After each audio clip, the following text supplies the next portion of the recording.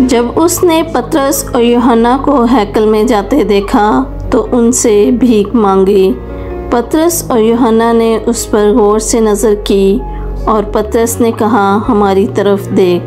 वो उनसे कुछ मांगने की उम्मीद पर उनकी तरफ मुतवज्जह हुआ। पतरस ने कहा, चांदी सोना तो मेरे पास है नहीं, मगर जो मेरे पास है वो तुझे दिए देता हूँ।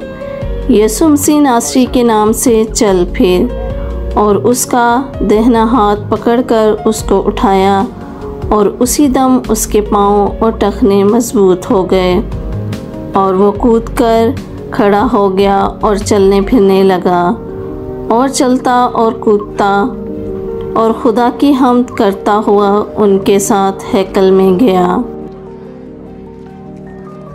Subscribe.